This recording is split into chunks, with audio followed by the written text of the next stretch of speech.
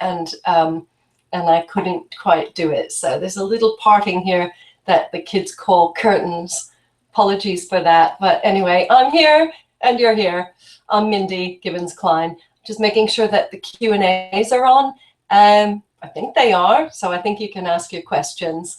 I'm just getting to grips with some of the new stuff that we have here. But it's a fantastic place to hang out. It's fantastic to hang out with you.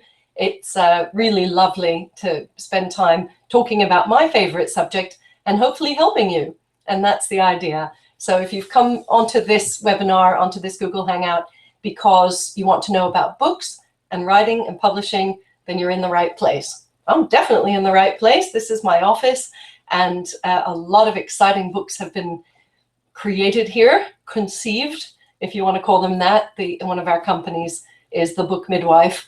And so, yeah, without getting into too much detail, conception can take place in this office. So anyway, I have some stuff I want to share with you, and we may only have about a half an hour, so I'm going to have to talk fast. And I'm also getting over a cold, so if I cough, I apologize in advance. I've got my trusty water here, so, you know, bear with me. But anyway, this is called Book Brilliance, and I've never run a Hangout or a webinar called Book Brilliance before. It's kind of a, you know, a big term, a grandiose term. Brilliance. You know, would you call your own book brilliant? I hope not. And I hope you don't call yourself brilliant and, you know, your business. But if you do all the things that I suggest, and if you're running your business and you know, behaving yourself the way you want to, other people will call you and your business and your book brilliant. So that's the idea. I'm going to share with you what I've learned over 13 years now of helping people create their books. And we've learned quite a lot. But also I thought it was very important to get people who are at the very early stages. Hopefully that's you. If you're one of these people that I'm going to talk about later who is so far down the track, maybe you've spent 6 or 9 months or a year or 2 years or more working on your book and it's not done, you might not be very happy when you hear what I have to say, and you might be kicking yourself, but maybe you've done that already. So anyway, let's get started, and you'll see if you fit in to the client list for this actual broadcast. Okay, so why brilliance? Why is it important to even think about brilliance when doing a book? Firstly, you don't have to. So it's your prerogative to write any kind of book you want and to do it any way you want. I'm just sharing with you some ideas that I think can make it better, faster, easier, more successful in the market. And for most people, that means more book sales, but not always. And excuse me, I think that if you're listening to me now, that you don't just want to write any old book and slap something together. I think you want to do something better than that. And so there's a distinction already. It's starting to open up a gap between just people who are willing to do, you know, this, the bare minimum, and the people who will achieve more because they want and need and are prepared to do more to achieve that book that really is special. So that's the first thing. Books are divided into 2 types, just a book and a brilliant book.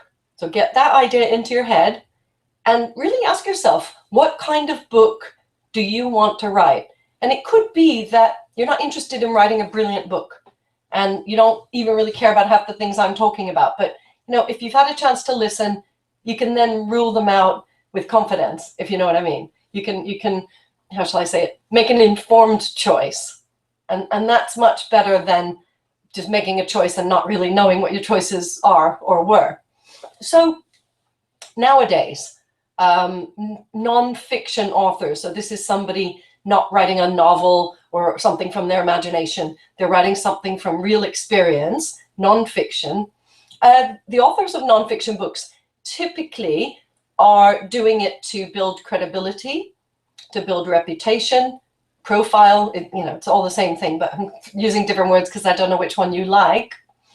Build your business, open doors, increase revenues because of having that credibility and profile. And it's a bit of a virtuous circle. So if you for example, you're a very good chiropractor, but you've been doing it for many years, but you have a small group of patients or clients, and not many people know about you, you're going to struggle all the time. I mean, okay, sometimes people know they need a chiropractor, but I've worked with some chiropractors who have become world famous, and maybe that's not your goal, but certainly they've become known, and the added credibility has allowed them to do a whole lot more. Some people are lecturing or speaking and doing all sorts of other collaborative businesses because it gave the other person confidence to hire them, work with them, whatever.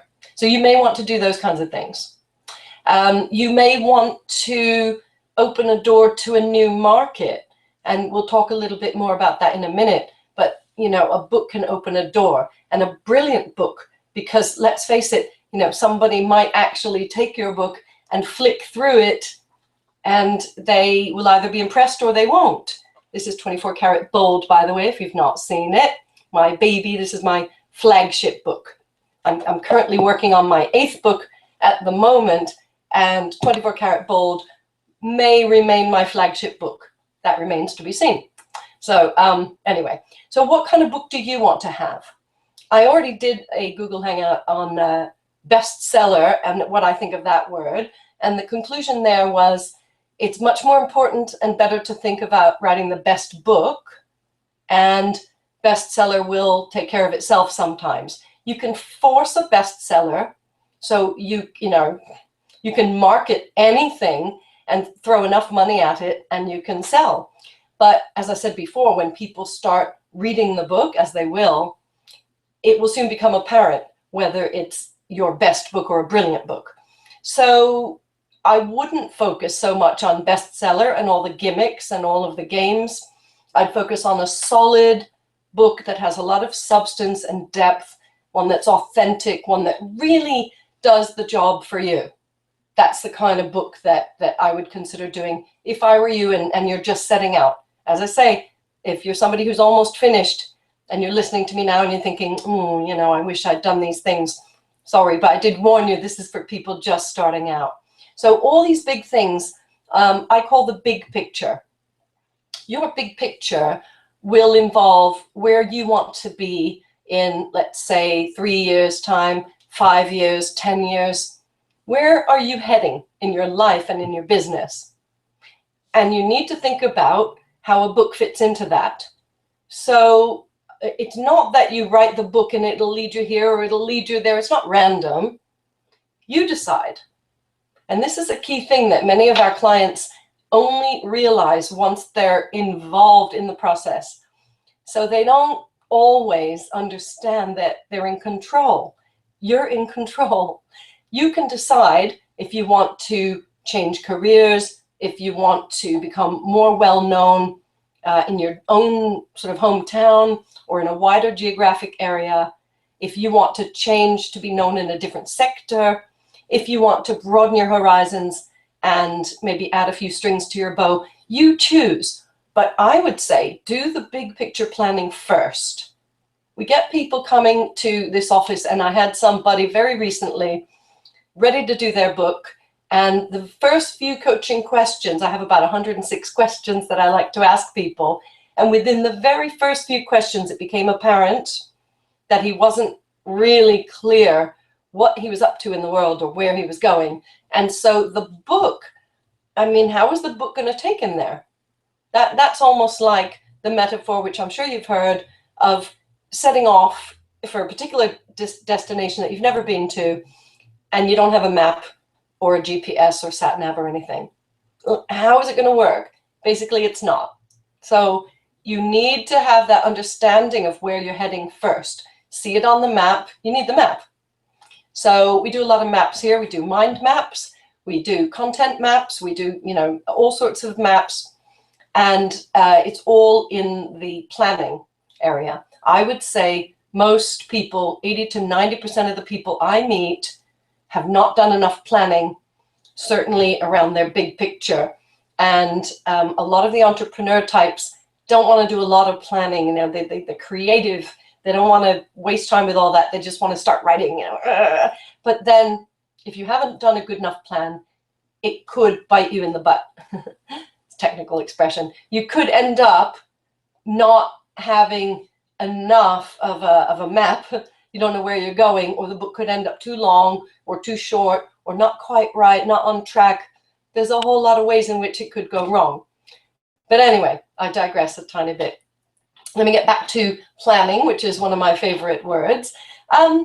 One of the people who is currently in our Aspiring Authors Club, the online club, she just wrote to me today and she said I could share her story. She did what she thought was a good plan. And then she watched some of the videos and she watched them again and she did the exercises and she said to me, I realized I hadn't done it right. Now she has been working on her book, I hope you're sitting down, for 5 years. 5 years. And she has just decided she's going to trash what she's done and start over. Not everybody would be willing to do that, but she thinks it's the best thing for the book. And guess what? We're going to get her to the goal in 90 days. So it doesn't matter that she spent 5 years kind of going here, there, and everywhere, messing about, not getting what she wanted. From now, she's going to put 90 days part-time effort in, and she's going to have her book done. So that can be done. Before you write anything, you must answer some key questions. So first one, where are you heading in general? Second one, what kind of book do you need to get you there? Third, well, that could be what I said before, you know, a brilliant book, but more than that, what kind of a book? Is it a book, a credibility builder, or are you going to try to explain your methodology within the book? That's possible, by the way. Property Magic, which I love showing on my videos because it's so visual. It has been on our bestseller list and Amazon's bestseller list the whole time it's been out. It was launched in February 2008. So what is that? 8 years. 8 years. We've just had the birthday. In the top 10 property books. It's a really great book. And what Simon Zucchi has done, the author, is he's put inside the book lots and lots and lots of content. I know many people who have just used the book, followed the strategies, and started their property investment plan or strategy or business. So, you know, some people say, oh, but, you know, maybe you shouldn't give away all your stuff. And so this is another tip. You may have heard it from me or elsewhere. It's absolutely true. Don't hold back. Don't hold back, because people will sense that you're holding back, or the book might appear not to have any substance and you'll get slated for that. You know, people won't be happy about that. And if you give lots and lots of value and really good content, then people will be so happy that you've done that. They'll really appreciate that. They'll wonder what else there is, and there's always more. Let's face it, if they came to work with you privately, or if they did one of your courses or products or services, there would be more where that came from. You couldn't possibly put everything you know into a book. Trust me, I'll repeat that. You can't possibly put everything you know into a book. It's just not possible. Anyway, so what else makes a book brilliant? So not holding back, yes. Being personal, sharing of yourself in any kind of book. So obviously the autobiographies, you know, the what we call life stories at Panoma Press.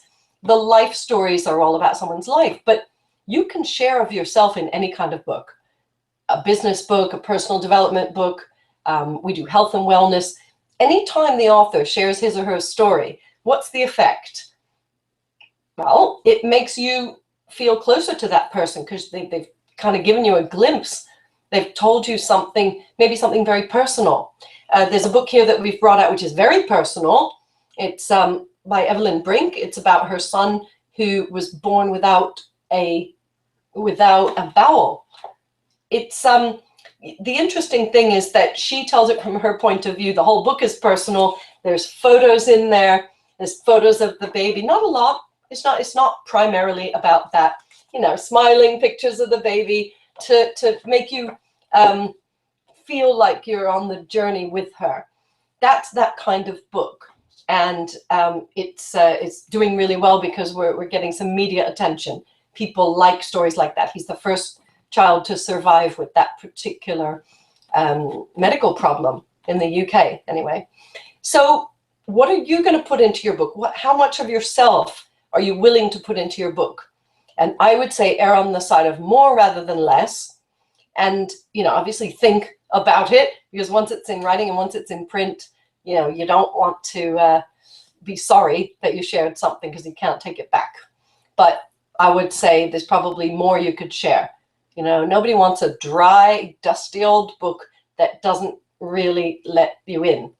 Anyway, so another thing that makes the book brilliant is being specific. So in the UK, we call it niche, which is rather unfortunate because we can't rhyme it with rich, like get rich in your niche. I suppose you could get riche in your niche. But what I'm talking about is being very specific about your target market, or what we call the ideal reader. And we do a lot of this work on my programs.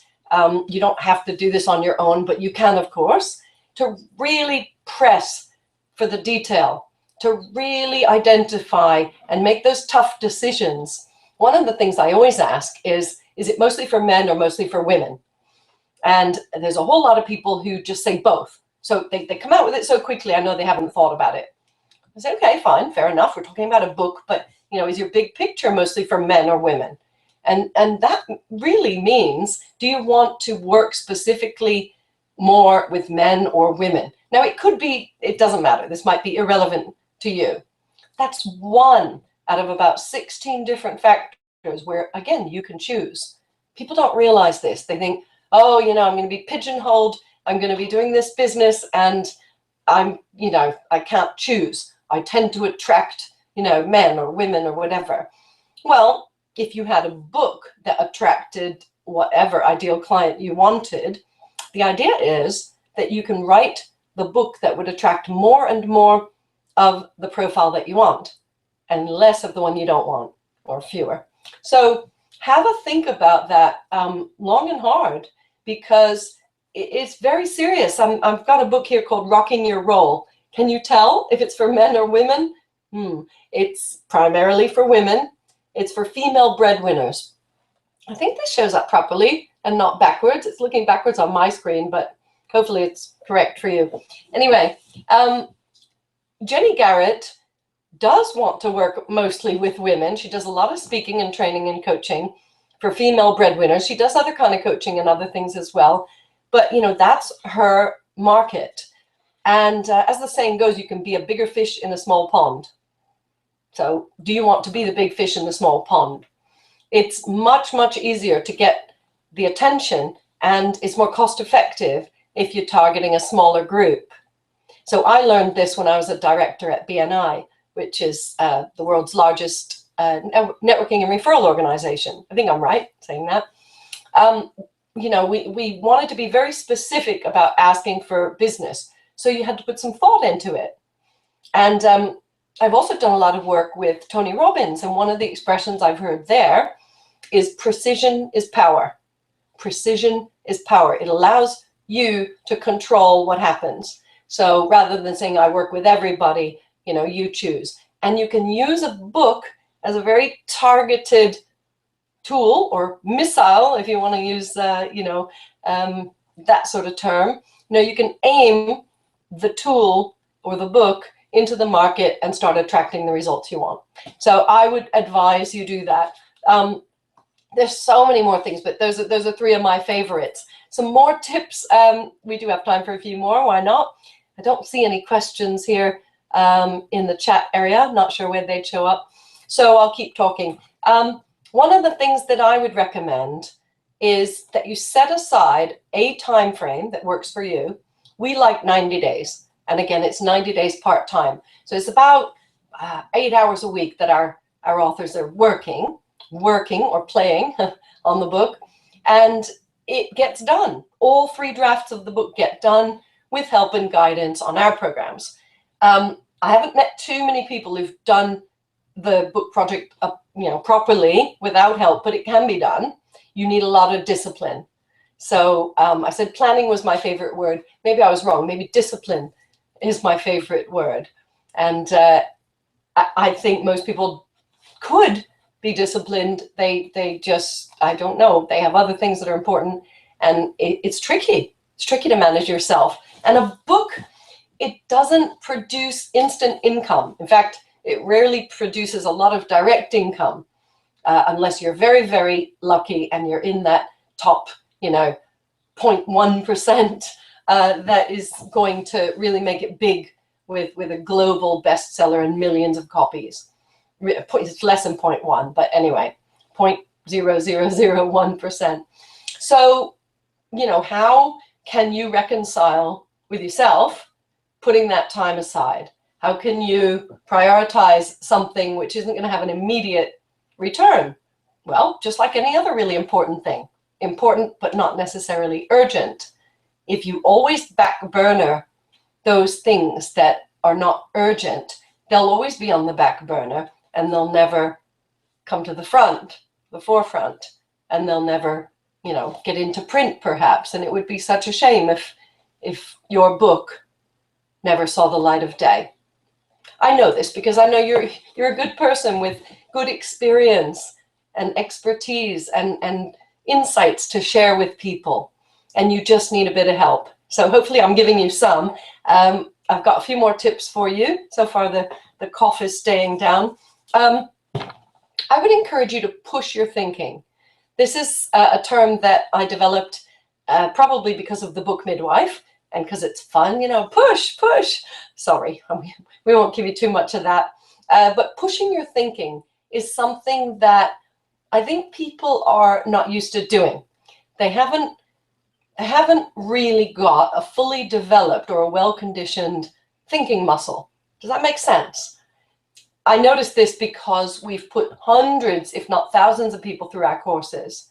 And I see this, I'll say, well, what do you think about that? Or, what would you say about that topic? And, they're trying to develop their content.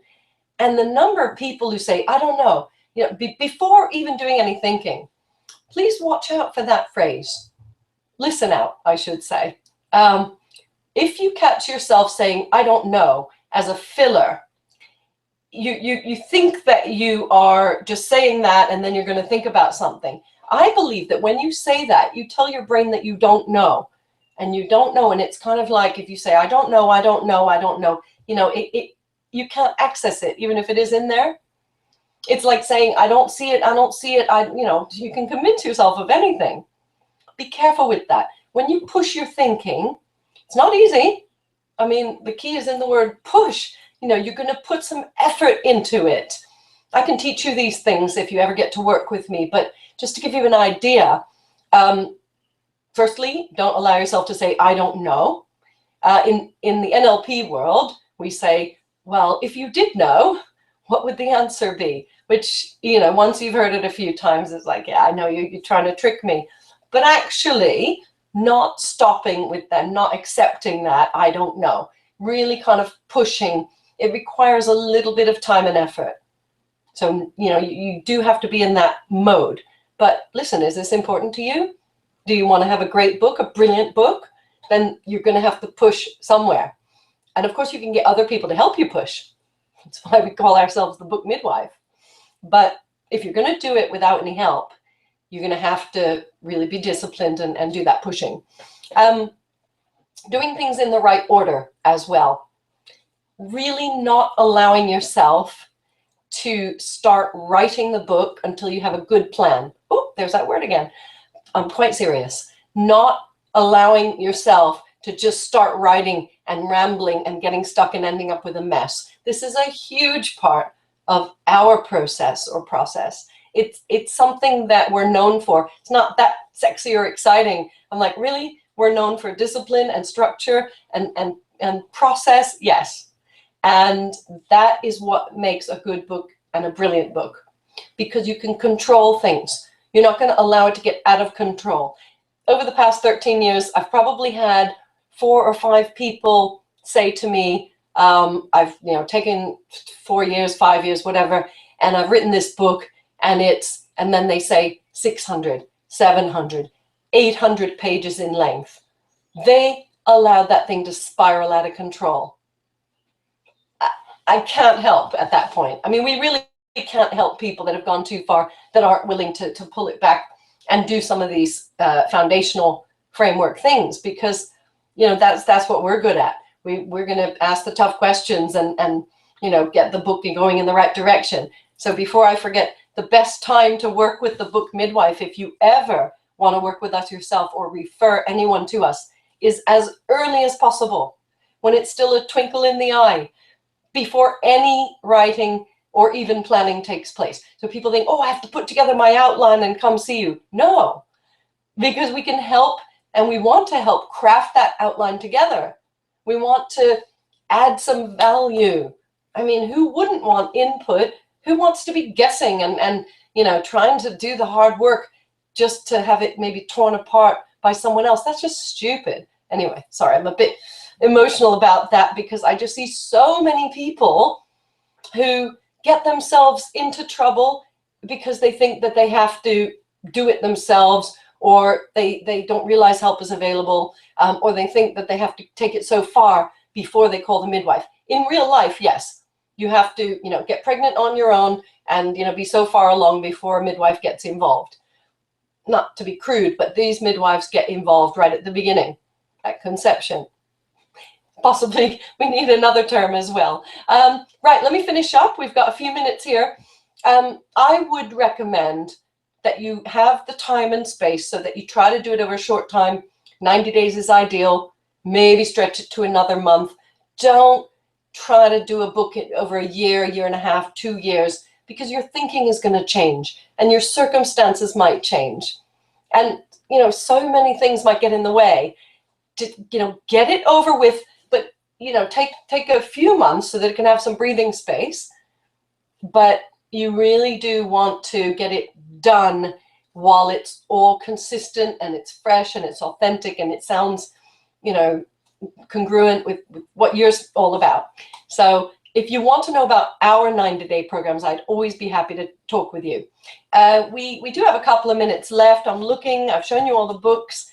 I wanted to have a picture here of our retreat center because it's so beautiful in the countryside. So you'll have to picture a beautiful English hotel in the Hertfordshire countryside. And we go away for 2 full days. So it's relaxed and we don't have to push our thinking there. We do a little pushing. We have a lot of fun. There's space, there's time to breathe, have long walks, go to the spa, beautiful meals, all-inclusive retreats.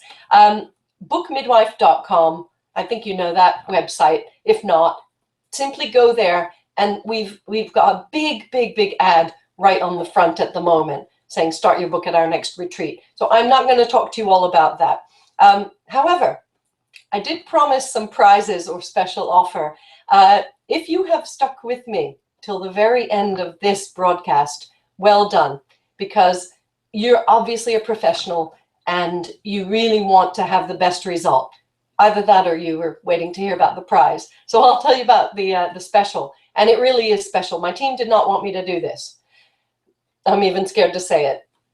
We've got 3 levels at the moment. Things are going to be changing a little bit towards the end of the year and the prices might change. But right now we've got the silver, gold, and platinum. Silver includes the retreat and 12 live weekly webinars, which I run. So if you like my style, if you've enjoyed this, and if you think that I know a little bit about books and I can help you, I know I can, but if you think I can, silver would be fine for you. Gold gives you private coaching alongside the 12 weekly webinars. So for the whole 12 weeks, you've got online support, you've got me, you've got the webinars, and you've got your own private coach, and you're having coaching calls. Basically, you can't fail.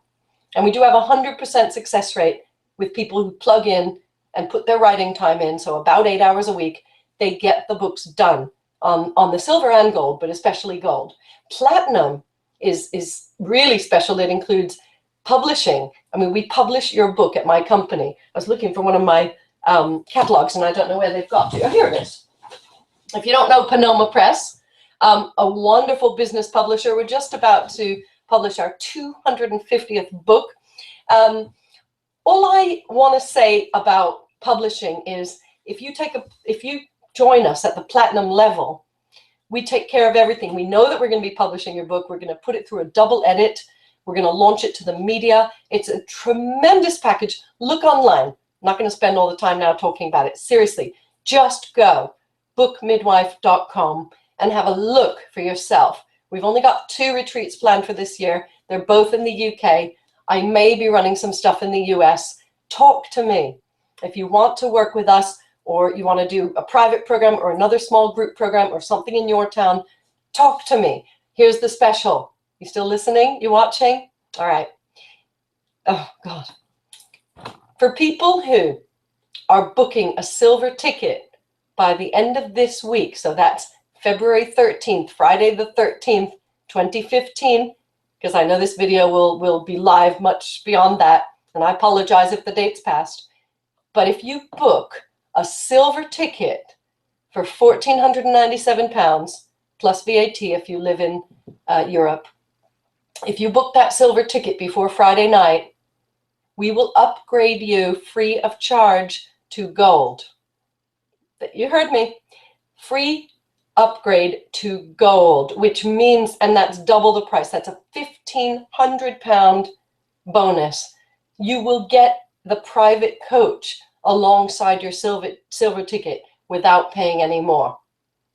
Yes, I've spoken to my coaches. We're all willing to do this because we think it's so important, and we thought, what could we do for you? We can make this work. We just take a little bit less profit ourselves so that you can have an exceptional gold level service. But it's an early bird offer, and for people who've watched this. So I'm running out of time. I don't know if it'll just end or if I have to end it, but I've pretty much said everything I want to say. I have a big cough inside here, which I'm holding back. But I mean, I hope I've given you a little bit of a spark, a little bit of hopefully incentive, a big incentive, £1,500, basically double the value of your ticket if you want to come and do the program in April or September. If you book either one this week before Friday night, you can have that gold ticket for the price of silver. If there's anything else you want to know, you've got my YouTube channel, you've got, you know, bookmidwife.com is full of information, articles, commentary. Come connect with me, find me, but really decide if you want to do your book, if you're serious, if you want to do it fast and do it well, and if you want a brilliant book, if you're into the brilliance, your brilliance and book brilliance, then find me, and I'll be delighted to chat with you. So it was really, really fun for me anyway. Hopefully it was fun for you listening to the broadcast, and I will see you again. I'm going to do some more of these. So I'll see you online. Okay, bye.